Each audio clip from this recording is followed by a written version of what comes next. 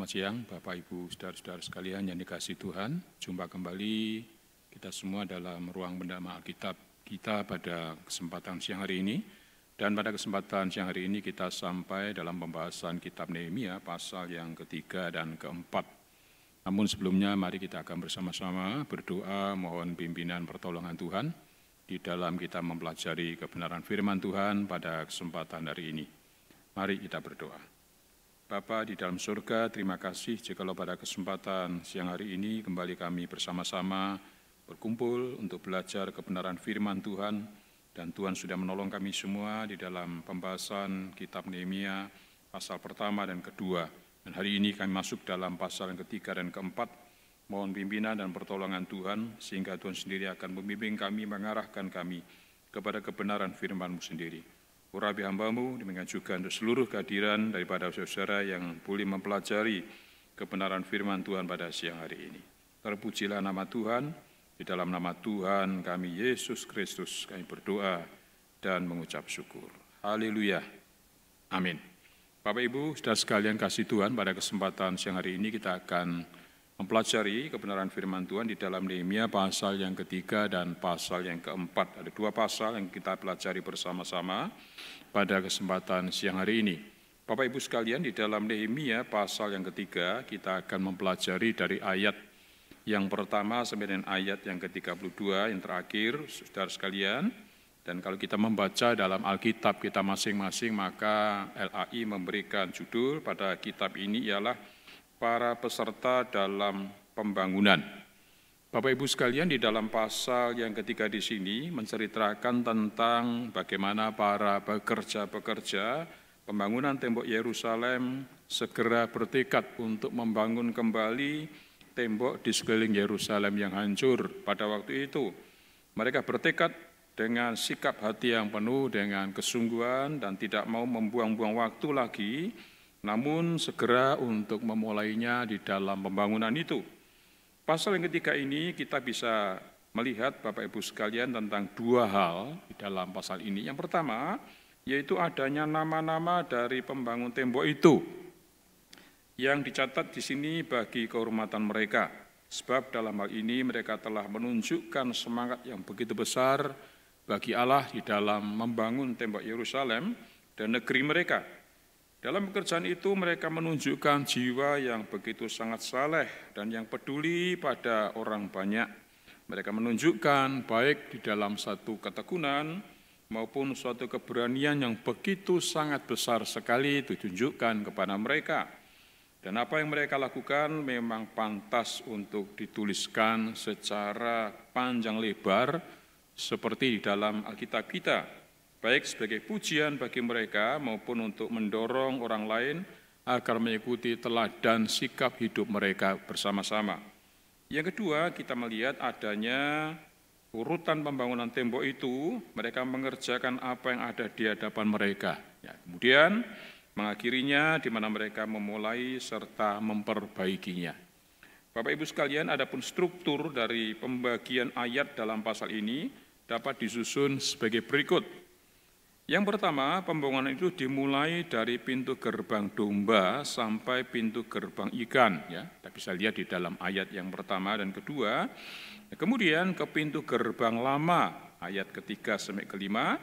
Yang ketiga, kemudian ke pintu gerbang lebak, ayat 6 sampai 12. Kemudian lalu ke pintu gerbang sampah, ayat 13, 14. Kemudian lalu ke pintu gerbang mata air, ayat 15. Kemudian lalu ke pintu gerbang air, ya, ayat 16 sampai 26. Yang ketujuh, lalu ke pintu gerbang kuda hingga ke pintu gerbang domba lagi, di mana mereka memulainya, ya, dalam ayat yang ke-27 sampai 32. Sehingga dengan demikian mereka bekerja mengelilingi kota itu. Bapak Ibu saudara sekalian, adapun cara yang terbaik untuk mengetahui bagaimana membagi pasal 3 ini adalah dengan mencermati bagaimana pekerjaan pembangunan tembok itu dibagi di antara banyak para pekerja yang mengerjakannya. Pembagian itu dimaksudkan adalah agar setiap orang dapat mengetahui apa yang harus dilakukannya, apa yang harus dikerjakannya, dan dapat mengurusi pekerjaannya sesuai dengan pembagian dari bagian mereka masing-masing.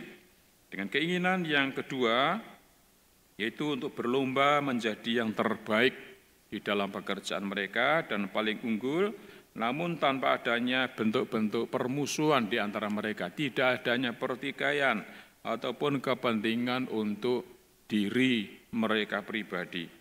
Tidak ada perselisihan yang muncul di antara mereka, selain siapa yang harus berbuat paling banyak lagi untuk Tuhan, bagi kepentingan bersama-sama. Ada sejumlah hal yang patut diperhatikan dalam penjelasan yang diberikan di sini berkaitan dengan pembangunan tembok di sekeliling Yerusalem. Saudara, mari kita lihat bersama-sama ayat per ayat di dalam kebenaran firman Tuhan. Dalam ayat yang pertama dikatakan, maka bersiaplah imam besar Eliasib dan para imam, saudara-saudaranya, lalu membangun kembali pintu gerbang domba. Mereka mentahbiskannya dan memasang pintu-pintunya. Mereka mentahbiskannya sampai menara Mea, menara Hananel. Saudara, kalau kita melihat dalam ayat yang pertama ini, Eliasib, sang imam besar dengan saudara-saudaranya, itu para imam, kemudian memimpin barisan depan dalam pasukan pembangunan ini. Hamba-hamba Tuhan haruslah menjadi yang terdepan di dalam setiap pekerjaan yang baik, sebab jabatan mereka mewajibkan mereka untuk mengajar dan menggiatkan orang lain melalui keteladanan hidup mereka masing-masing. Seperti juga melalui ajaran mereka, jika ada pekerjaan, siapakah yang begitu pantas untuk bekerja selain mereka? Jika ada bahaya, siapakah yang begitu pantas untuk memberanikan diri menghadapinya selain mereka? Nah, dalam hal ini, martabat imam besar sangatlah begitu sangat tinggi dan mewajibkan dia untuk menjadi yang paling terdepan di dalam pekerjaan ini. Para imam memperbaiki pintu gerbang domba, sebut demikian karena melalui pintu itu, domba-domba yang harus dikorbankan di dalam bait suci, itu dibawa masuk. Itulah sebabnya para imam turun tangan untuk memperbaikinya, karena korban api-apian yang sudah dinyatakan kepada Tuhan adalah bagian dari mereka. Dan hanya tentang pintu gerbang ini dikatakan bahwa mereka mentahbiskannya dengan firman dan doa. Dan mungkin sebagai satu bentuk korban persembahan yang mereka persembahkan kepada Allah. Saudara, di dalam bagian ini kita juga melihat tentang adanya sebab pintu gerbang tersebut menuju ke bait suci. Atau sebab dengan pintu gerbang ini pembangunan tembok dimulai dan ada kemungkinan kendati mereka mengerjakan seluruh bagian tembok pada waktu yang sama, bahwa pintu gerbang inilah yang pertama diselesaikan. Nah, oleh karenanya di pintu gerbang itulah mereka dengan khidmat menyerahkan kota mereka dan tembok-tembok ilahinya. Atau yang ketiga dapat dikatakan sebab para imam adalah orang yang membangun tembok itu dan sudah sepatutnya hamba-hamba Tuhan tersebut adalah mereka yang betul-betul memuliakan nama Tuhan. Ya, sebab mereka sendiri betul-betul secara istimewa dikuduskan oleh Allah, yaitu Allah sudah menguduskan mereka. Nah, semua perbuatan mereka benar-benar sudah disucikan oleh Tuhan, dan untuk melakukan pekerjaan tersebut mereka melakukannya dengan cara-cara yang berkenan kepada Allah. Bahwa para pekerjanya sangat banyak, yang masing-masing mengerjakan bagiannya di dalam tugas mereka masing-masing, sebagian lebih banyak dan sebagian yang lain lebih sedikit, sesuai dengan kemampuan yang ada di dalam diri mereka. Saudara, kita bisa memperhatikan apa yang harus dilakukan di sini demi kebaikan bersama. Katakan haruslah setiap orang ikut membantu di dalamnya, terlibat di dalam pembangunan itu. Dan lebih jauh lagi, membuka dengan sebaik-baiknya menurut tempat dan kedudukannya.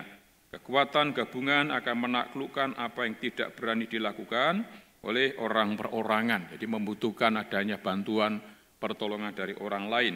Nah, banyak tangan yang membantu sehingga bisa meringankan pekerjaan mereka. Ayat kedua, berdekatan dengan mereka orang-orang Yeriko, membangun dan berdekatan dengan orang-orang itu Sakur bin Imri. Bapak Ibu sekalian, di sebelah mereka dibangunlah Sakur, ya, putri Imri, yang membangun kembali bagian berikutnya sampai ke pintu gerbang ikan. Jelaslah bahwa Sakur tidak membangun sendiri. Hal ini tidak diragukan lagi, merujuk kepadanya sebagai bagian dari rumah tangga yang cukup besar atau keluarga besar yang merupakan miliknya sebagai orang yang terkemuka dan relatif kaya. Seluruh keluarga besarnya akan terlibat dalam pembangunan. Ya. Mungkin Sakur inilah yang menjadi penyegel perjanjian Nehemia. Dalam hal ini ia adalah seorang Lewi dan mungkin dapat dikatakan diidentifikasikan dengan ayah Hanan. Yang ketiga, pintu gerbang ikan dibangun oleh Bani Senaa. Mereka memasang balok-balok lalu memasang pintu-pintunya dengan pengancing-pengancing dan palang-palangnya. Saudara sekalian, gerbang ikan itu sendiri diperbaiki oleh anak-anak Hasaneah. Mungkin adalah nama tempat yang merujuk kepada tempat di mana anak-anak Senaah telah kembali. Keluarga-keluarga yang kembali ini yang sekarang tinggal di Senaah membangun kembali gerbang ikan. Perlu diketahui, perbaikan pintu gerbang bukan hanya sekedar menyiapkan tempat untuk menggantungkan pintu gerbang saja, tetapi meliputi pembangunan dan perbaikan ruang jaga, ruang administrasi, dan gudang penyimpanan di dalam pintu gerbang itu sendiri. Mereka memasang balok-baloknya dan memasang pintu-pintunya, ya. Kemudian juga baut-bautnya dan palang-palangnya. Pemasangan pintu-pintu, baut-bautnya, dan palang-palangnya pasti dilakukan setelah pintu gerbang itu sudah dibangun kembali dengan baik. Nah, setelah pintu gerbang dibangun kembali, maka pintu-pintunya kemudian dipasang, dan baut-baut dan palang-palangnya akan disediakan untuk menutup pintu-pintu gerbang.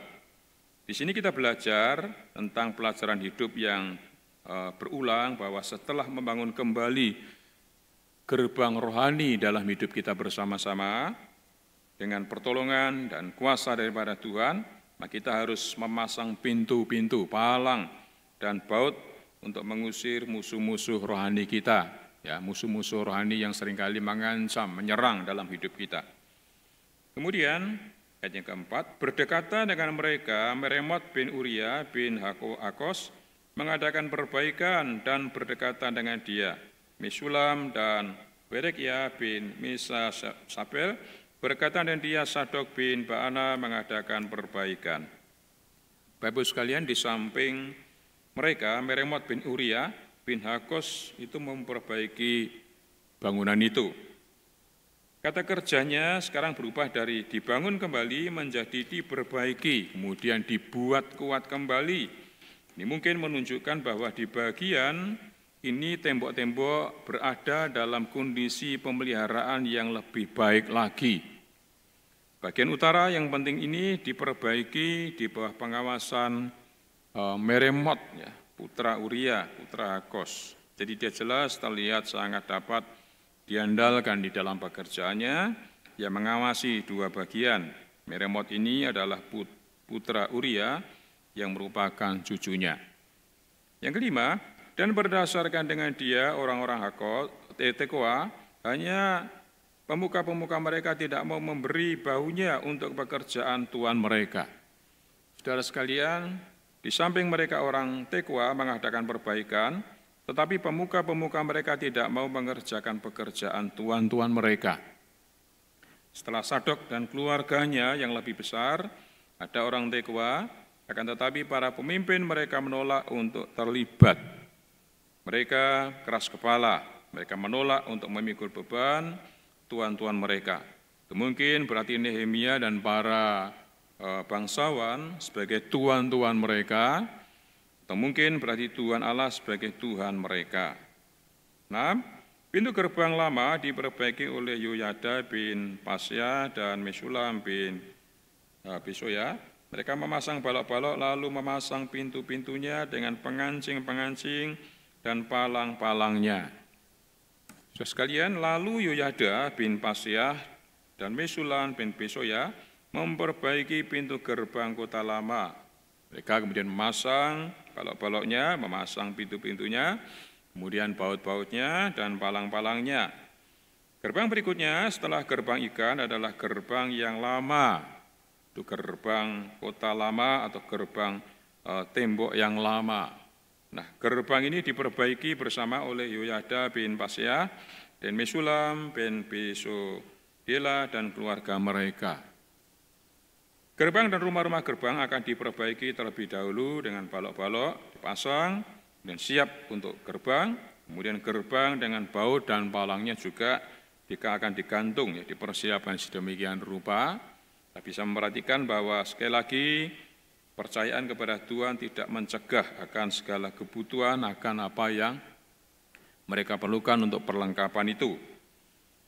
Ayat ke-7, berdekatan dengan mereka Melaka orang Gibeon dan Yadon orang Meronot mengadakan perbaikan beserta orang-orang Gibeon dan Mispa yang berada di wilayah kekuasaan bupati daerah sebelah barat sungai Efrat.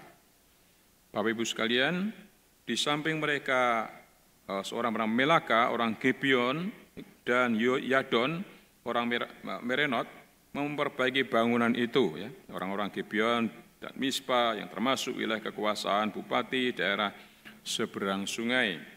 Bagian tembok yang mengikuti gerbang kota tua, tembok diperbaiki oleh Melatia, orang Gibeon, dan Yadon, orang Meronot, yang mengawasi orang-orang Gibeon dan Mispa.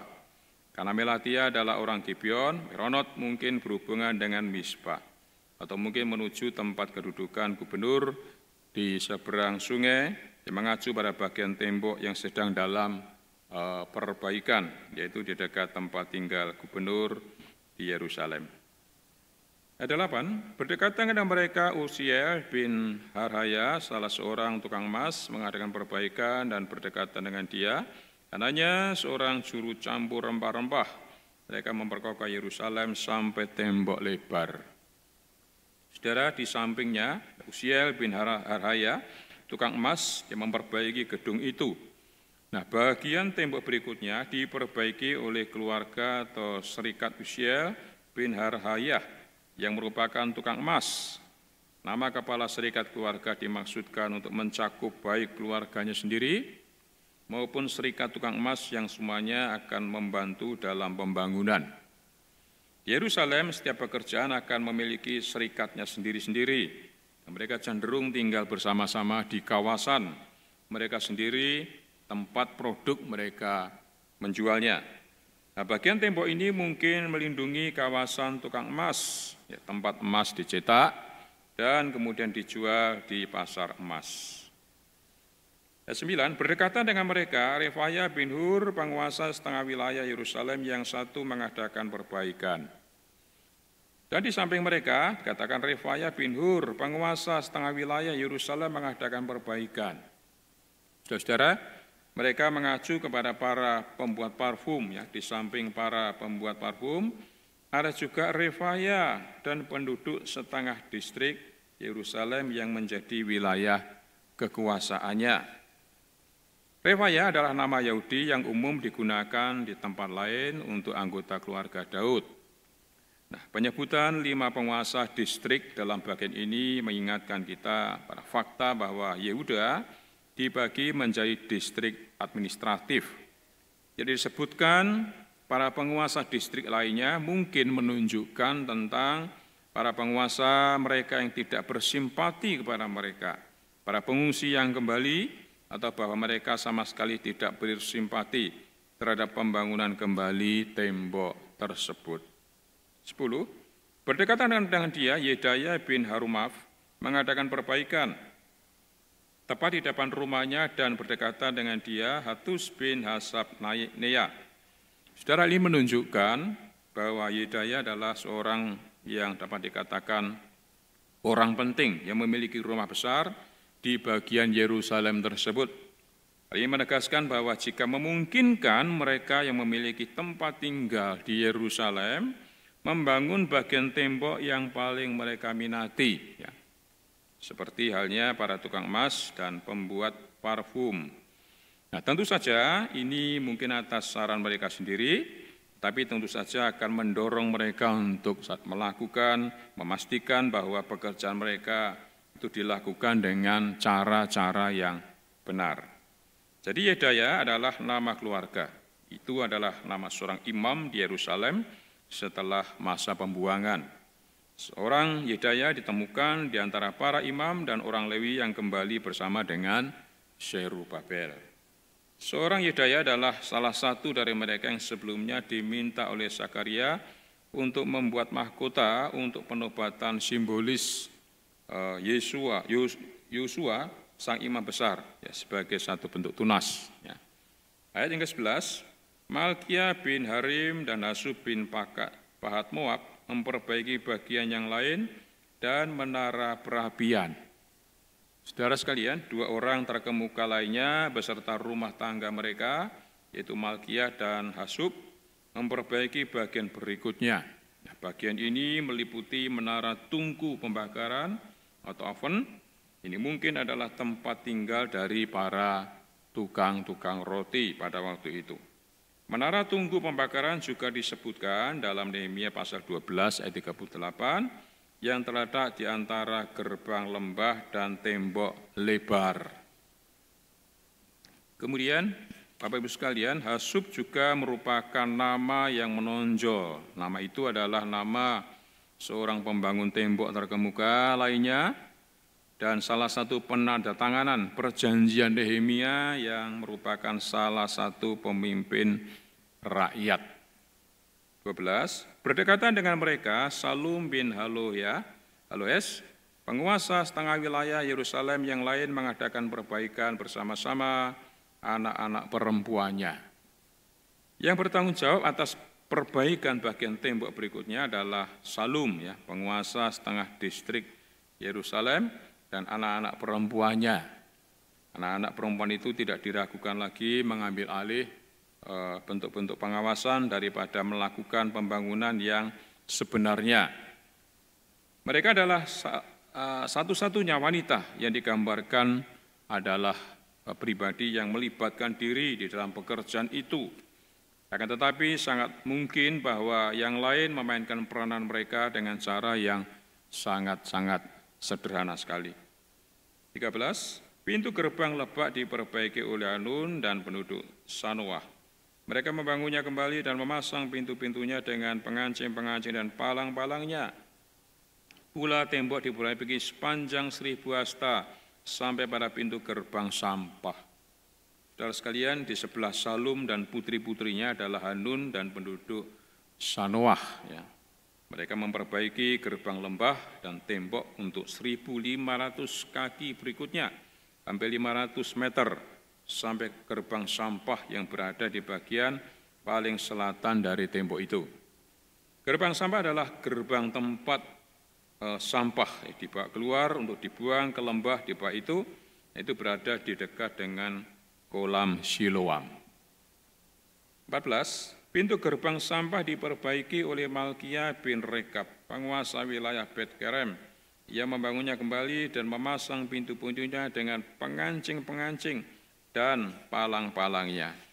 Saudara sekalian, gerbang sampah sendiri diperbaiki oleh Malkia yang kedua, yang merupakan putra dari Rakab, ya, dan penguasa wilayah Bet-Hakerem, dan para pembantunya membangun kembali seluruh rumah gerbang, membuatnya siap untuk menerima pintu, kemudian palang dan baut yang kemudian dipasang di tempat itu.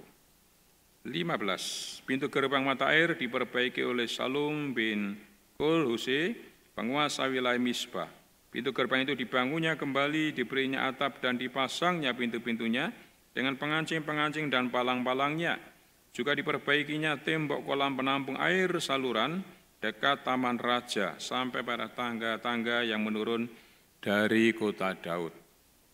Nah, bagian setelah gerbang sampah diperbaiki oleh Salum, maka penguasa wilayah Mispa bersama para pembantunya, termasuk gerbang mata air dan gerbang air yang cukup dekat dengan gerbang sampah dan telah diperbaiki sepenuhnya. Kolam Selah mungkin sama dengan kolam Siloah, ya, mungkin juga kolam Siloah hampir sama. Dan kolam atas itu ada di dalam tembok dan dipasok oleh terowongan yang dibuat oleh Hizkia. Penguasa Mispa, di mana Eser juga penguasa Miska, namun ini tidak sulit untuk dipahami karena ada sejumlah Mispa yang berarti menara pengawas. Bagian setelah gerbang sampah diperbaiki oleh Shalum, penguasa wilayah Mispa bersama dengan para pembantunya yang lain, hal ini termasuk gerbang mata air dan gerbang air yang cukup dekat dengan gerbang sampah dan telah diperbaiki sepenuhnya. Kolam Selah mungkin sama dengan kolam Siloah, ya, juga yang dibangun oleh Hizkia tadi, ya. Nah, penguasa Mispa di mana Eser juga penguasa Mispa, namun ini tidak sulit dipahami karena sejumlah Mispa yang berarti berbicara tentang menara pengawas. Ayat yang ke-16 dikatakan, di sampingnya Nehemia bin Asbuk, penguasa setengah wilayah Betsur, mengadakan perbaikan sampai di depan pekuburan Daud dan sampai pada kurban buatan dan rumah para pahlawan. Saudara, ini adalah bentuk deskripsi, ya, umum dari bagian yang diperbaiki oleh Nehemia putra Asbuk yang adalah penguasa setengah distrik Betsur. Dia jelas seorang yang penting, ya. Betsur berada 6 km atau 6 mil di utara Hebron. Diduduki dan dibentengi oleh Hiksos, ya, dihancurkan oleh orang Mesir dan ditinggalkan kosong, dan dengan demikian tidak disebutkan oleh Yosua. Tapi segera setelah itu dibangun kembali dan menjadi kota Israel yang sangat berkembang. Itu diduduki sepanjang monarki, tetapi menderita di tangan orang-orang Babilonia pada waktu itu, dan sebagian besar ditinggalkan sampai diduduki oleh para pengungsi yang kembali. Nehemia adalah penguasa setengah dari distrik yang di sekitar Betsur tinggal di tempat itu. Bagian tembok yang diperbaiki oleh Nehemia dan para pembantunya itu dikenali dari 3 tempat, ya, yang tampaknya dikenal. Meskipun sayangnya tidak kita ketahui, makam Daud, kolam buatan, dan rumah orang perkasa atau rumah orang prajurit. Makam Daud dikuburkan di dekat kota Daud, sebuah deskripsi yang menggambarkan yang menempatkan makam-makam di bagian Yerusalem. Kota Daud adalah benteng orang Yebus kuno yang berada di dalam tembok pada waktu itu, tapi berada di luar tembok yang ada pada zaman Yesus dan tembok-tembok pada masa sekarang ini. Tapi apakah makam-makam itu berada di dalam tembok atau di lereng luarnya, kita tidak dapat memastikan tentang kepastian tempatnya. 17, di sampingnya orang-orang Lewi mengadakan perbaikan, yakni Rehum bin Bani, dan berdekatan dengan dia Hasabya, penguasa setengah wilayah Kehila yang satu untuk wilayahnya. Saudara, tampaknya bagian tembok berikutnya diperbaiki oleh orang-orang Lewi yang telah terlibat di dalam hal-hal yang sifatnya administrasi.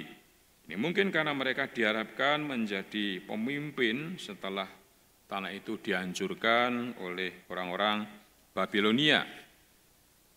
Ayat 18, di sampingnya saudara-saudara mereka, yakni Binui bin Henadad, penguasa setengah wilayah Kehila yang lain, mengadakan perbaikan. Bagian tembok berikutnya diperbaiki oleh saudara-saudara mereka, yaitu sisa orang-orang Keilah di bawah pimpinan Bawai, putra Henadad, penguasa setengah wilayah Kehila, mungkin saudaranya Binui dan keluarganya yang memperbaiki tembok itu lebih jauh. Henadad adalah nama keluarga Lewi Binui dan putra-putra daripada Henadad menandatangani perjanjian dari Nehemia itu. 19, berdekatan dengan dia, Eser bin Yesua, penguasa Mispa, memperbaiki bagian yang berikut di depan pendakian ke gudang senjata dekat sudut. Saudara sekalian, Eser adalah penguasa Mispa, ya, seorang Eser yang berarti membantu, juga seorang musisi dalam salah satu kelompok besar yang ditunjuk oleh Nehemia untuk bisa memberikan bentuk ucapan syukur pada peresmian tembok itu. Di sampingnya Baruk bin Sahai, memperbaiki bagian berikut dari sudut sampai kepada pintu masuk rumah imam besar Eliasib. Saudara sekalian, Eliasib sendiri telah mengambil tanggung jawab untuk bagian tembok utara dekat daerah Bait Suci. Dan karena itu tidak tersedia untuk bekerja di tempat itu. Mengingat hubungan dekat dengan rumah atau istana imam besar, semua ini mungkin menunjukkan bahwa kemungkinan besar Baruk adalah dapat dikatakan sebagai seorang imam. Nama yang sama dengan Baruk adalah juru tulis Yeremia dan sangat membantunya dalam pekerjaannya, dan putra Kolholes, keturunan Peres, putra Yehuda. Maasea dengan sukarela tinggal di Yerusalem yang jarang penduduknya atas permintaan daripada Nehemia. 21. Di sampingnya Meremot bin Uriah bin Hakos memperbaiki bagian yang berikut dari pintu masuk rumah Eliasib sampai pada ujung rumah Eliasib. Saudara, Meremot ini juga bertanggung jawab atas bagian lain dari tembok, ya. Bisa baca Nehemia pasal 3-4 yang dapat dilihat secara rinci tentangnya. Namun bagian yang disebutkan di sini tampaknya tidak terlalu begitu besar, ya. Panjangnya sama dengan panjang rumah atau istana daripada seorang imam besar. Imam besar jelas melihat Meremot sebagai orang yang begitu sangat dapat diandalkan. 22. Di sampingnya para imam, orang-orang dari lembah Yordan mengadakan perbaikan. Saudara-saudara, menyelesaikan bagian tembok dekat rumah imam besar adalah para imam. Itu orang-orang yang memang dapat dikatakan orang-orang desa, ya. Secara harafiah berarti dari semacam bentuk lingkaran begitu. Ini menunjuk pada lingkaran Sungai Yordan, ya. Kita bisa bandingkan. Kita tidak tahu bagaimana mereka dibedakan dari para imam yang terlibat di tembok utara, tapi tampaknya ada perbedaan di antara mereka. Di sampingnya mereka, Benyamin dan Hasub mengadakan perbaikan di depan rumah mereka. Di samping mereka, Asaria bin Maasea bin Anaya mengadakan perbaikan di samping rumahnya. Bapak Ibu sekalian, bagian tembok berikutnya diperbaiki oleh Benyamin dan Hasub. Benyamin dan Hasub mungkin memiliki dua rumah yang saling berdekatan, yaitu masing-masing berseberangan dengan rumah mereka, saling berdekatan. Yaitu mereka mungkin memiliki hubungan keluarga dan berbagi satu dalam kondisi rumah yang sangat besar. 24. Di sampingnya Binui bin Henadad memperbaiki bagian yang berikut dari rumah Asaria sampai sudut dan sampai penjuru. Binui putra Henadad dan saudara Bawai itu memperbaiki bagian tembok antara ujung rumah Asaria ke sudut berikutnya di tembok dan kemudian ke sudut yang lain. Semua ini pasti sudah tidak asing lagi bagi para pembaca awal. Bawai tampaknya adalah merupakan bagian dari saudaranya. Kemudian juga Binui ini juga merupakan penanda tangan perjanjian Nehemia, di mana ia dinyatakan sebagai seorang Lewi. Kemudian sekalian kita bisa melihat di dalam ayat yang ke-25, Palai bin Usai mengadakan perbaikan di depan sudut dan di depan menara yang tinggi yang menonjol dari istana raja. Dekat pelataran penjagaan, di sampingnya Pedaya bin Paros mengadakan perbaikan. Kemudian, 26, sampai di depan pintu gerbang air di sebelah timur dan di depan menara yang menonjol. Adapun para budak di Bait Allah tinggal di Ofel. Saudara-saudara, bagian berikutnya yang diperbaiki oleh Palai putra Usai berada di dekat atau berisi, ya, sebuah menara yang merupakan bagian dari kompleks Istana Daud. Istana ini mungkin memiliki sejumlah menara-menara, dan yang satu ini dikenali dari posisinya di dekat pelataran penjaga menara ini. Jadi menara itu sangat menonjol dari rumah atap raja-raja, atas raja-raja, ya, dan mungkin juga di ujung paling selatan istana. Istana ini terletak di dekat Bait Suci. Kompleks itu pasti dapat dikatakan satu kompleks yang begitu sangat luas sekali. Ofel adalah tanah yang naik, yang akhirnya naik ke Bait Suci dan merupakan tempat yang nyaman bagi pelayan Bait Suci yang lebih rendah hati dan tinggal sehingga dekat dengan Bait Suci. Netinim adalah keturunan orang asing, seringkali tawanan dapat dikatakan sebagai tawanan perang, yang telah diperbudak dan diberikan oleh raja untuk melayani di bait suci dengan kapasitas yang dapat dikatakan rendah hati. Namun kepulangan mereka ke Yerusalem bersama dengan para pengungsi yang lain kembali menegaskan tentang kebanggaan mereka saat ini atas posisi mereka dan fakta mereka melihat diri mereka sebagai satu bentuk penganut Yahweh yang sejati. Di samping pedaya, orang-orang Tekoa memperbaiki bagian yang berikut dari depan menara besar yang menonjol itu sampai tembok Ofel. Saudara sekalian, orang Tekoa juga terlibat di dalam Nehemia, ya pasal 36. Kita bisa melihat di sana ini adalah bagian kedua yang menjadi tanggung jawab dari tugas-tugas mereka. Nah, bagian ini berdekatan dengan menara yang menjorok. Mereka memperbaikinya tembok Ofel, di mana Yotam membangun banyak di tembok Ofel tersebut.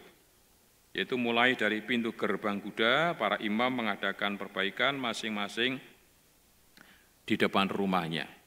Seperti yang telah kita lihat, kaum Netinim, pelayan bait suci, tinggal di titik terendah. Ofel itu merupakan tanah yang menjulang ke arah bait suci. Nah, sekarang kita telah mencapai titik di mana para imam tinggal di Yerusalem. Bagian tembok dekat rumah-rumah mereka berada di atas gerbang kuda dan masing-masing bertanggung jawab atas bagian yang berdekatan dengan keberadaan rumahnya sendiri. Karena gerbang kuda tidak disebutkan diperbaiki, kemungkinan besar itu merupakan bagian dari tembok lama yang hancur dan tidak dibangun kembali. Sedangkan tembok baru dibangun di punggung bukit yang lebih tinggi. Ini menjelaskan mengapa tembok baru itu berada di atas gerbang kuda dan sekarang tidak ada gerbang yang disertakan kembali.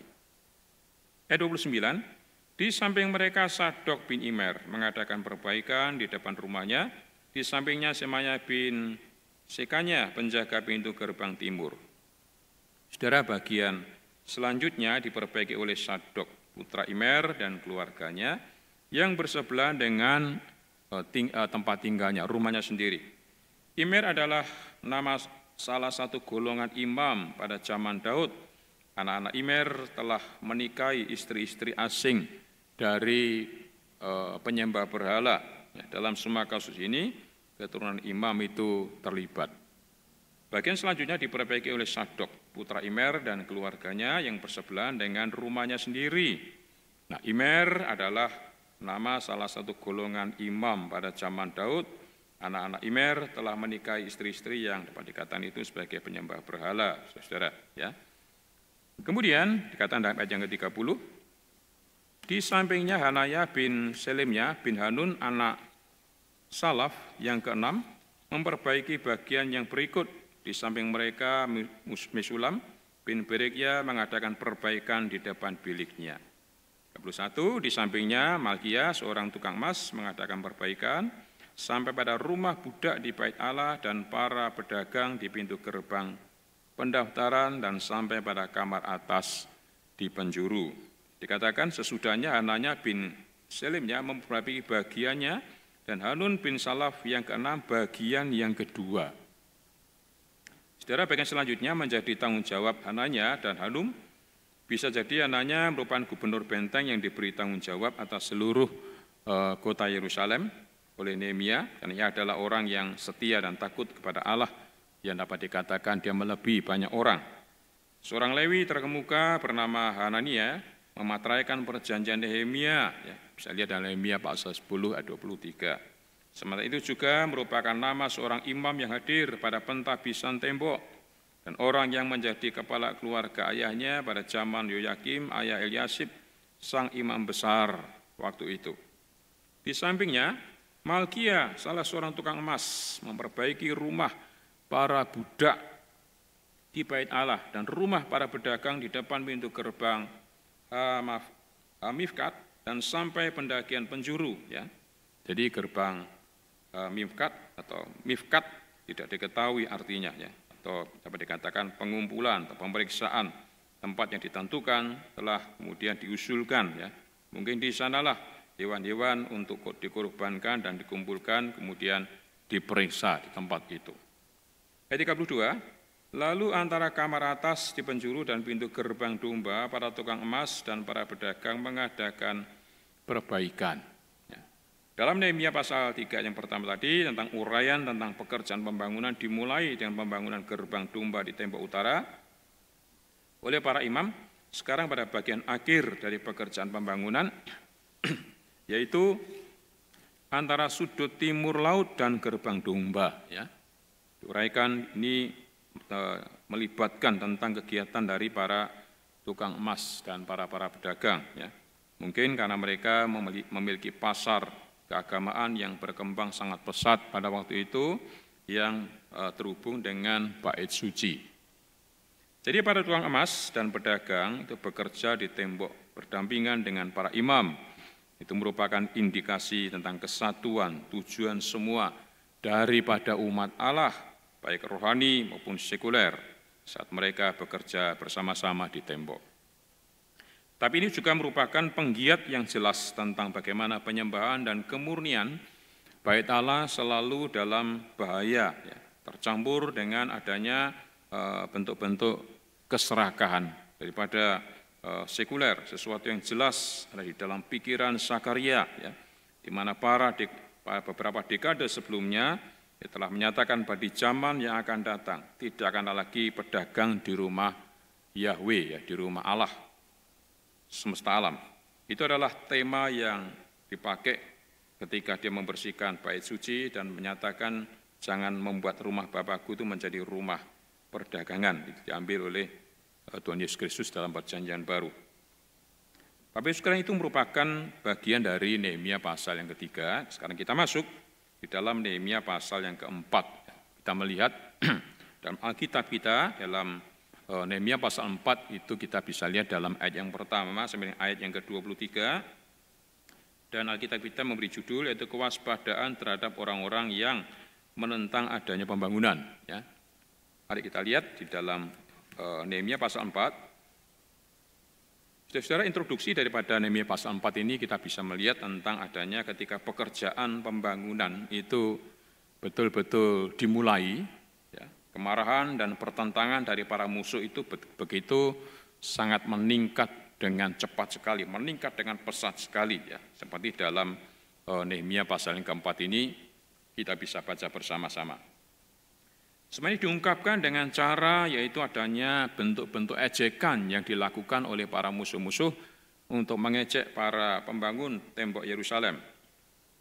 Orang-orang Yahudi memang lemah, dan pekerjaan mereka untuk menghidupkan kembali batu-batu dari tumpukan sampah yang dibakar tampak seperti usaha yang fantastis. Dan para musuh memanfaatkannya dengan cara mengejek, ya, kemudian menghina pembangunan itu. Kita dapat melacak pertentangan serupa oleh musuh besar di zaman Injil kita ini. Ya. Kita melihatnya bagaimana Rasul Paulus juga menghadapi hinaan, cemoohan. Kita baca dalam Perjanjian Baru, dan dikatakan juga adanya bentuk-bentuk pelecehan yang dilakukan oleh pribadi-pribadi yang tidak bertanggung jawab kepada Paulus. Ya. Kemudian juga mencemooh Paulus sebagai tukang bicara, kemudian juga di hadapan Festus ya dianggap gila dan sebagainya. Merupakan bentuk-bentuk ejekan yang dapat kita lihat di dalam diri Paulus. Kemudian juga di Tesalonika, ya dibayangkan sedang menjungkir balikkan tentang keadaan dunia, melakukan hal-hal yang bertentangan dengan ketetapan-ketetapan kaisar. Itu diputar balikkan sedemikian rupa. Jadi bagian akhir pasal ini, kita mempelajari tindakan-tindakan yang diambil di dalam menghadapi semua itu. Yaitu adanya doa yang dipanjatkan oleh kepada Tuhan, seperti yang dicatat di dalam Nehemia pasal yang keempat ayat 9, ya. Sebuah langkah yang sangat tepat. Nehemia memulai dengan sebuah doa yang dinaikkan kepada Allah, seperti yang kita lihat di awal cerita. Dengan demikian kita lihat bagaimana semangat daripada Nehemia itu begitu sangat menyala-nyala, ya. Dilanjutkan kembali di dalam melakukan pekerjaan Tuhan. Bukankah kita sering membuat kesalahan dalam beberapa keadaan darurat, kemudian kita juga mengambil langkah-langkah yang tertentu bagi kita tampaknya masuk akal dan bijaksana, menurut ukuran kita sekalian, dan kemudian kita berdoa setelahnya agar Tuhan memberkati apa yang telah kita kerjakan dan kita lakukan. Dalam belas kasihannya Dia mungkin memberkati demikian, tapi kita seharusnya melakukan lebih baik jika kita berdoa memohon pimpinan dan pertolongan Tuhan.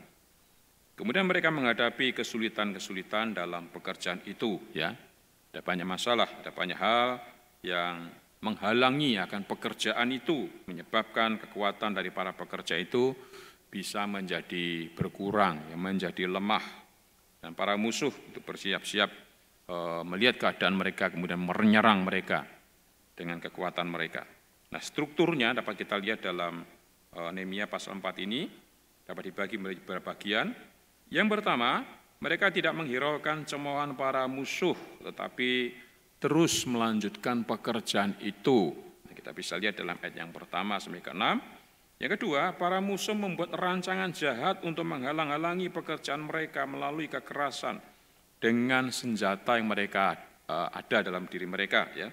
Ayat 7 sampai 8, kemudian ayat 10 sampai 12. Yang ketiga, kita bisa melihat Nehemia mengajak berdoa untuk menghadapi rancangan yang jahat ini. Di Nehemia menyerukan seruan untuk bersama-sama berdoa. Kita lihat ayat yang ke-13 di sana. Kemudian yang keempat, Nehemia menguatkan mereka untuk bisa maju berperang. Ya, ayat 14. Yang kelima, melalui tindakannya itu rancangan itu telah dapat digagalkan. Ya, kita bisa lihat dalam ayat 15. Dan kemudian pekerjaan itu akhirnya dilanjutkan dengan segala kewaspadaan yang diperlukan untuk menghadapi serangan-serangan yang dapat dikatakan serangan secara mendadak. Ya, kita bisa lihat dalam ayat 16 sampai dengan ayat yang terakhir, ayat yang ke-23. Bapak Ibu sekalian, mari kita lihat ayat per ayat dari Nehemia pasal 4 ini ya. Yang pertama, atau ayat pertama, ketika Sanbalat mendengar bahwa kami sedang membangun kembali tembok, bangkitlah amarahnya. Dan ia sangat sakit hati. Ia mengolok-olokkan orang Yahudi. Sudah dalam upaya untuk menggagalkan pekerjaan itu, Sanbalat yang marah, yang mungkin sudah menjadi gubernur di Samaria, beralih kepada penghinaan, ya, mengejek supaya orang-orang Yahudi itu, orang-orang yang kembali, dan mereka telah melibatkan diri dengan mereka dalam penyembahan kepada Allah, yaitu mereka supaya kembali. Ya. Pentingnya pembangunan tembok itu diungkapkan, dan kemarahannya itu bukan satu bentuk masalah yang ringan, ya. Ejekan-ejekan itu begitu sangat menyakiti hati umat Allah. Sebenarnya tidak ada senjata yang lebih ampuh daripada ejekan. Ya, ketika digunakan terhadap mereka yang ingin merasa dihormati. Ejekan dapat menjauhkan orang-orang yang setengah hati dari tujuan mereka dan mencegah orang lain untuk bergabung dengan mereka. Ejekan itu tidak langsung, meskipun itu pasti sampai ke telinga Nehemia. Tujuannya adalah untuk membangun perasaan yang jijik, yang besar terhadap kegiatan orang-orang Yahudi. Itu juga ditunjukkan untuk meningkatkan harga dirinya sendiri, harkat dirinya sendiri. Itu bisa semakin tinggi, meningkat. Kedua, dan berkata di hadapan saudara-saudaranya dan tentara Samaria, apa gerangan yang dilakukan orang-orang Yahudi yang lemah ini? Apakah mereka memperkokoh sesuatu? Apakah mereka hendak membawa persembahan? Apakah mereka akan selesai dalam sehari? Apakah mereka menghidupkan kembali batu-batu dari timbunan puing yang sudah terbakar habis seperti ini? Saudara, kata saudara-saudara hampir pasti berarti adalah bicara tentang sekutu. Ya. Mereka yang berada dalam satu bentuk persatuan persaudaraannya dengan sebagai musuh daripada orang-orang Yahudi. Pertanyaannya jelas-jelas merendahkan berdasarkan pandangan yang menghina tentang kelemahan dan bentuk-bentuk kehinaan yang mereka lakukan. Seperti yang telah kita ketahui, mereka ialah sebagai kelompok orang-orang yang terus-menerus berjuang melawan masa-masa sulit dan telah mengalami kesulitan tentang kehidupan mereka, sesuatu yang sebagian disebabkan oleh tentang musuh mereka, itu Sanbalat dan kroni-kroninya. Ya. Kemudian ketiga, lalu berkatalah Tobia orang Amon itu yang ada di dekatnya. Sekalipun mereka membangun kembali, kalau seekor anjing hutan meloncat dan menyentuhnya, robohlah tembok batu mereka. Saudara-saudara, Tobia yang berdiri di sampingnya ikut mengadakan ejekan gitu ya, mengejek dengan mengatakan bahwa jika seekor rubah saja memanjat tembok, tembok itu akan roboh. Ia juga memikirkan tentang kekurangan bahan yang dipakai untuk membangun itu, keterbatasan waktu dan kurangnya keahlian para pembangun. Ya, ia menganggap bahwa mereka tidak akan mampu untuk bisa mencapai tujuan mereka di dalam pembangunan. Kemudian ayat yang keempat, ya Allah kami, dengarlah bagaimana kami dihina. Balikkanlah cercaan mereka menimpa kepada mereka sendiri dan serahkanlah mereka kepada menjadi jarahan di tanah tempat tawaran. Jangan kau tutupi kesalahan mereka dan dosa mereka jangan kau hapus dari hadapanmu. Dan mereka menyakiti hatimu dengan sikap mereka terhadap orang-orang yang sedang membangun. Saudara, tanggapan Nehemia menekankan fakta bahwa pertanyaan Sanballat dimaksudkan sebagai satu bentuk penghinaan kepada Tuhan Allah, ya, kepada orang-orang Yahudi, sekaligus celaan bagi umat Allah. Kemudian ia meminta Tuhan untuk mendengar apa yang telah dikatakan. Mereka telah berdoa, mereka telah menghina umat Allah, ya, dan telah membangkitkan amarah Allah di hadapannya. Ya. Karena itu ia berdoa, ya, Tuhan berdoa agar apa yang sebelumnya telah terjadi kepada umat Tuhan karena telah menghina Tuhan, sekarang harus dilakukan kepada orang-orang yang sama berdosanya. Ya, mereka memohon kepada Tuhan untuk mereka melihat apa yang mereka dilakukan oleh orang-orang atau musuh-musuh itu, saudara ya. Tuhan supaya mendengar keluhan daripada umat Allah ini. Ia berdoa agar mereka menerima apa yang pantas mereka terima atas dosa-dosa mereka, sementara mereka tetap dalam kondisi mereka pada saat itu. Karena mereka telah membangkitkan amarah di hadapan tukang-tukang bangunan, dan dasar doanya adalah bahwa dengan perilaku mereka, mereka telah membangkitkan amarah Allah. Ya. Dosa mereka bukanlah terhadap manusia, tetapi terhadap Allah, pada Tuhan Allah. Tukang-tukang bangunan telah menyadari ejekan umum yang menyertai pekerjaan mereka, mempermalukan mereka. Dengan demikian membangkitkan murka Tuhan, ya, karena mereka bukan hanya menghina umat Allah, tapi juga menghina Allah, ya. Jadi membangkitkan murka Tuhan karena akan pekerjaan-pekerjaan yang telah mereka lakukan.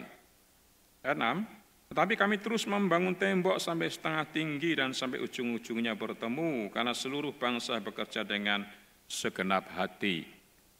Bapak Ibu saudara sekalian, menghadapi pertentangan, menghadapi hal-hal yang membuat iman mereka kadang-kali merasa khawatir, dengan keyakinan kepada Dia yang didoakan oleh Nehemia, maka pekerjaan pembangunan tembok itu terus berlanjut, terus dikerjakan dengan cepat, ya, hingga dalam waktu yang singkat Yerusalem dapat dikelilingi kembali oleh tembok-tembok yang kokoh, tingginya setengah dari tinggi yang direncanakan.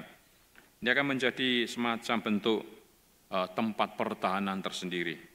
Orang-orang yang tidak dapat lagi menyelinap kemanapun mereka sesuka hati bisa masuk ke tempat itu, ya, karena ketinggiannya penuh, akan terlihat dari bagian-bagian tembok yang selamat dari ancaman bencana.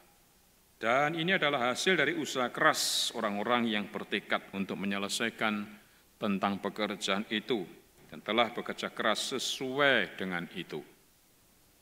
Ayat 7, ketika Sanballat dan Tobia serta orang Arab dan orang Amon dan orang Asdod mendengar bahwa pekerjaan perbaikan tembok Yerusalem maju dan bahwa lubang-lubang tembok mulai tertutup, maka sangat marahlah mereka. Saudara sekalian, frekuensi serangan tidak resmi ke Yerusalem ditunjukkan oleh banyaknya musuh-musuh yang amarah, yang penuh dengan amarah, penuh dengan kemarahan, ya, atas perbaikan celah-celah tembok.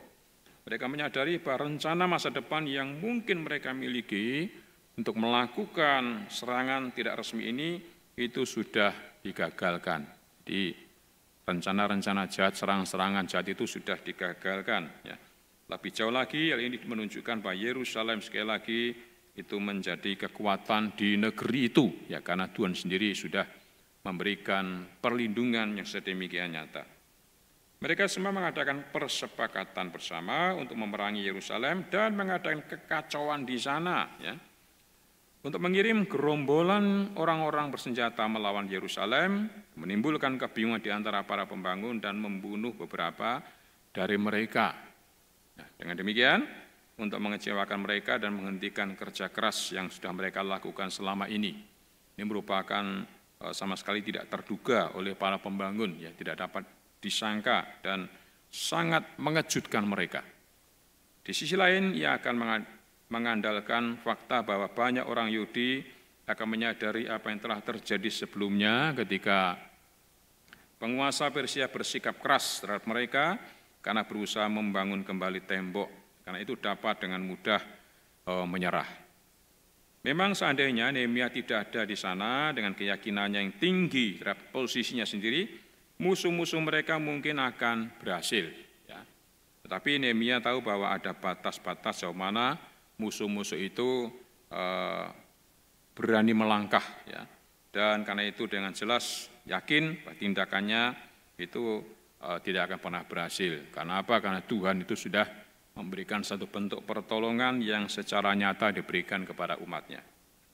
9. Tapi kami berdoa kepada Allah kami dan mengadakan penjagaan terhadap mereka siang dan malam karena sikap mereka.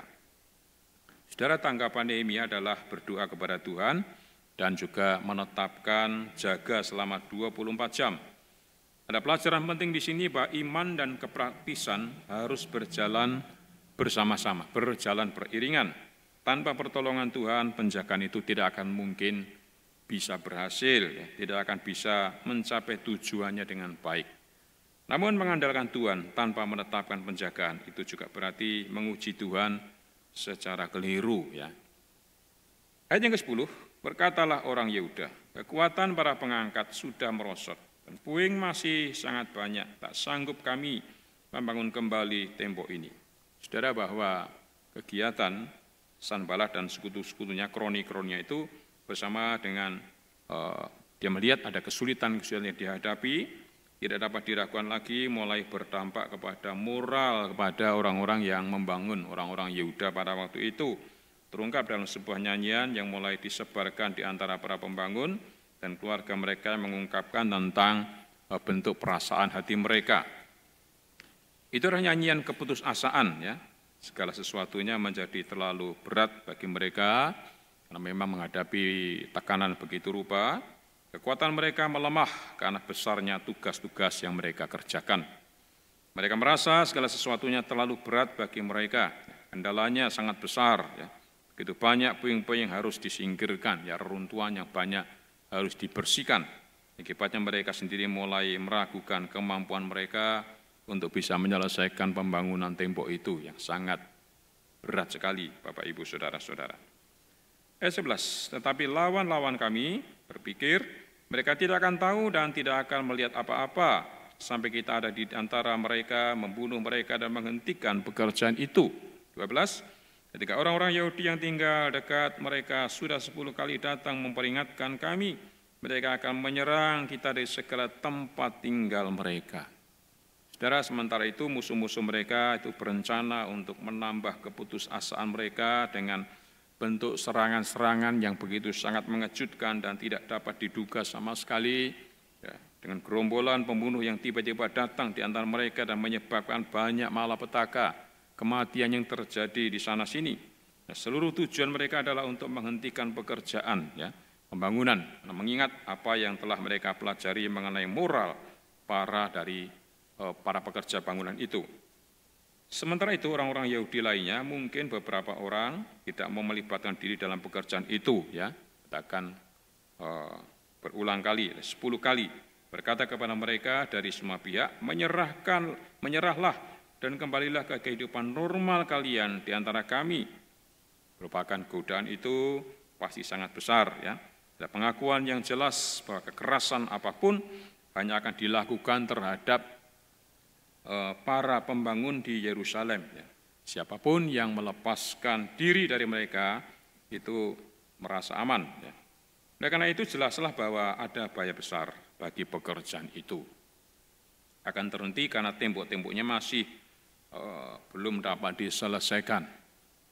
Dan Yerusalem masih menjadi mangsa para perampok.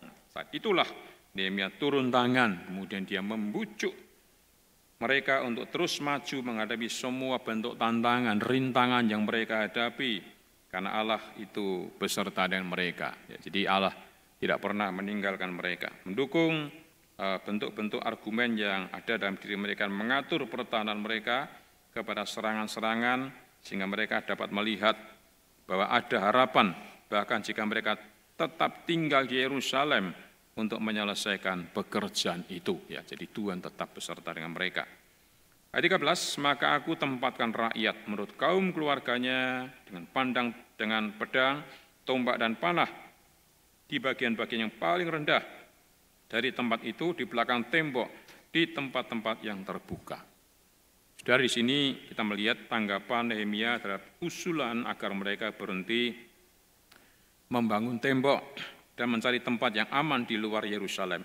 Kebijaksanaannya ditunjukkan oleh fakta. Sebelum ia memanggil orang-orang untuk menasihati mereka, ia telah menyiapkan sarana pertahanan yang kokoh yang akan memberi mereka sesuatu untuk dapat diandalkan.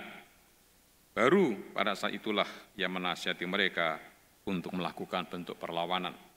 Metodenya hanya untuk menunjukkan kemungkinan untuk melawan serangan apapun dan untuk menggarisbawahi fakta bahwa kelompok yang setengah jadi sudah menyediakan pertahanan, ya, dia memasangnya di belakang tembok.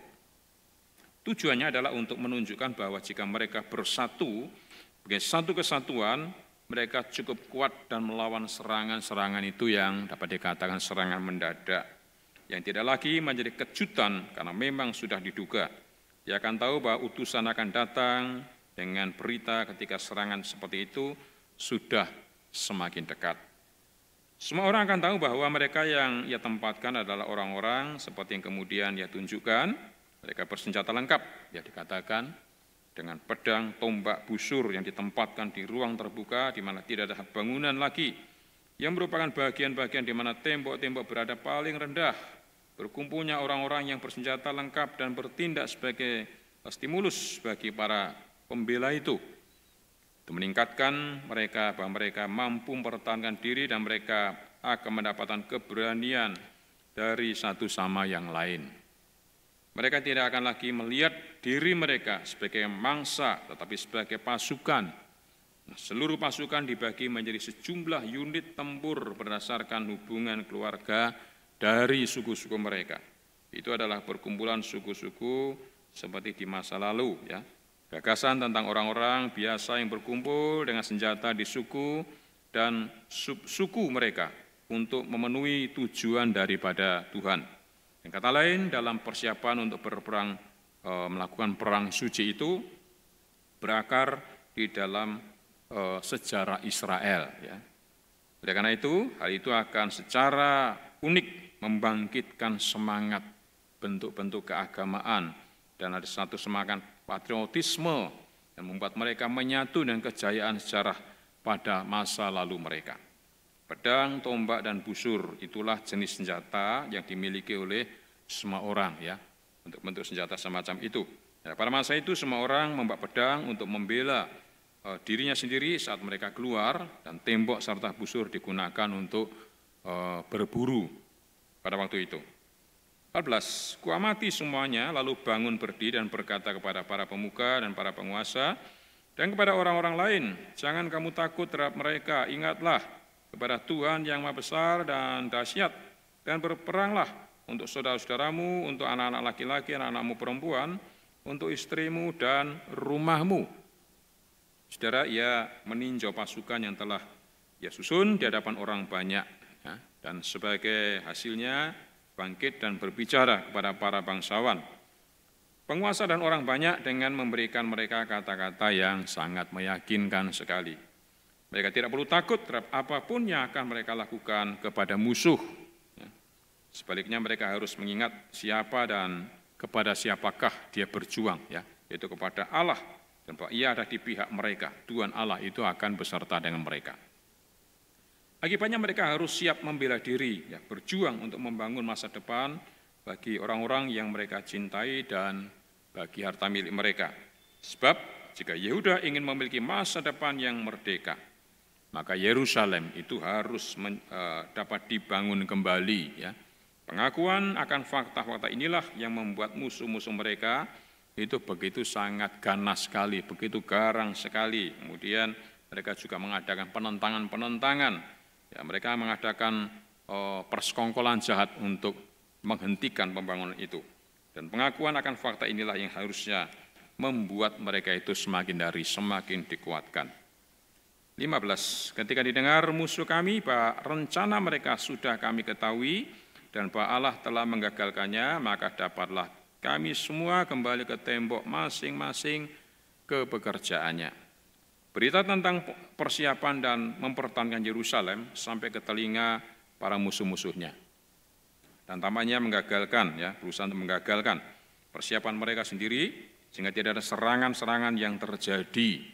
Seperti dikatakan Nehemia dengan begitu sangat salehnya dan keyakinannya yang begitu sangat teguh, mereka terpaksa mengakui bahwa Allah telah membuat rencana mereka itu menjadi sesuatu yang sia-sia. Allah telah mendengar doa-doa dari umat-Nya, dan orang-orang yang bersamanya tampaknya melihatnya dengan cara yang sama, dan mereka kembali ke posisi kerja mereka di tembok. Pekerjaan terus berlanjut tanpa adanya semacam hambatan yang mereka alami. Ayat 16, sejak hari itu sebagian daripada anak buahku melakukan pekerjaan dan sebagian yang lain memegang tombak, perisai dan panah dan mengenakan baju sirah. Sedang para pemimpin berdiri di belakang segenap kaum Yahudi. Saudara, tampak jelas bahwa sebagian besar orang-orang Nehemia, selain mereka yang bertindak sebagai pengawalnya, sebelumnya telah membantu pekerjaan pembangunan, mungkin dalam bentuk kapasitas pengawasan. Sekarang setengah dari mereka ditarik dan diminta untuk berdiri dengan senjata lengkap dan siap menghadapi medan perang, ya, keadaan darurat waktu itu. Dia akan menanggung beban awal dari setiap serangan mendadak.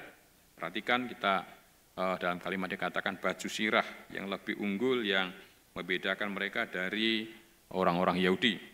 Separuh lainnya akan terus membantu dalam pekerjaan, tapi dengan baju sirah mereka sendiri yang telah disiapkan oleh yang pertama jika mereka dipanggil, ya, bersama dengan pengawalnya sendiri yang tetap mereka membentuk pasukan yang tetap untuk mereka bersama-sama bersiap di dalam kelompok mereka. Nah, sementara itu para penguasa orang-orang Yahudi yang mungkin juga bertindak sebagai pengawas mendukung seluruh kaum Yehuda, yaitu mereka yang bekerja di tembok. Mereka menyemangati orang-orang Yahudi dalam pekerjaan itu, tapi tetap berkomunikasi dengan Nehemia dan siap bertindak sebagai satu bentuk pemimpin dari milisi itu sendiri. 17. Yang membangun di tembok, orang-orang yang memikul dan mengangkut melakukan pekerjaannya dengan satu tangan dan dengan tangan yang lain memegang senjata. 18. Setiap orang yang membangun bekerja dengan berikatkan pedang pada pinggangnya dan di sampingku berdiri peniup sangkakala. Saudara, sementara itu anak buahnya melaksanakan tugas jaga dan membantu pengawasan, sisanya dibagi menjadi 2 bagian kelompok, ya. Mereka yang memikul beban, para pengangkut dan pembawa, dan mereka yang membangun. Yang pertama, memikul beban dengan satu tangan, dan kemudian membawa senjata dengan tangan lainnya. Kata untuk senjata menunjukkan mungkin itu bisa dapat dikatakan tombak, ya.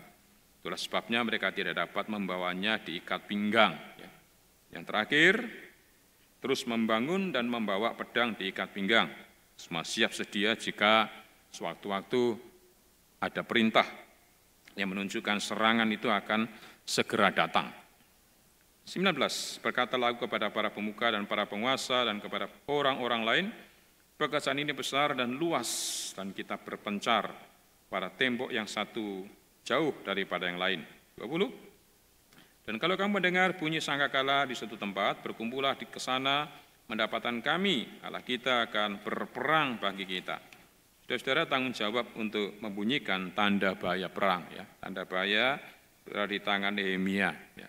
Katakan seorang peniup trompet selalu menemaninya, dan instruksi yang diberikan kepada para bangsawan dan para penguasa yang ditunjuk atas milisi dan rakyat sendiri yang harus tersebar di sekeliling tembok adalah bahwa setiap kali mereka mendengar bunyi trompet, mereka harus berkumpul di sana dengan senjata yang ada di tangan mereka untuk membantu memukul mundur musuh.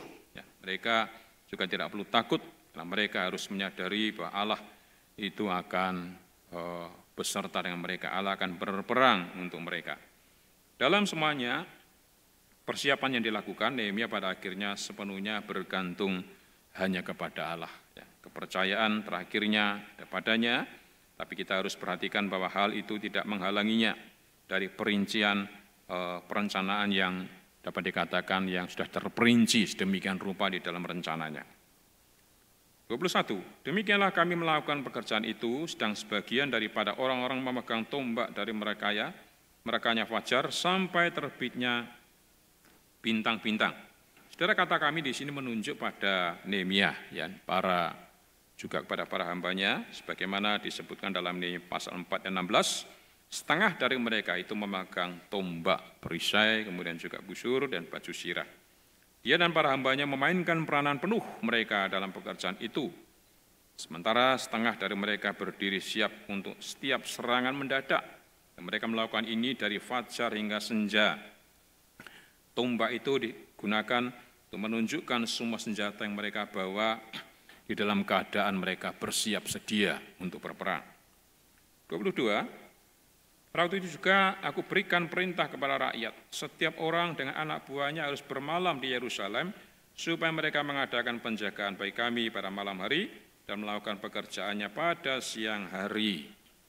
Saudara, dengan cara yang sama, ia menghimbau rakyat untuk memainkan peran mereka sepenuhnya, bermalam bersama-sama dengan para hamba-hamba mereka di kota itu, dan pada malam hari mereka bersama-sama, ya, sehingga mereka dapat bertugas sebagai penjaga-penjaga di malam hari, mengambil giliran jaga dan bekerja pada siang harinya.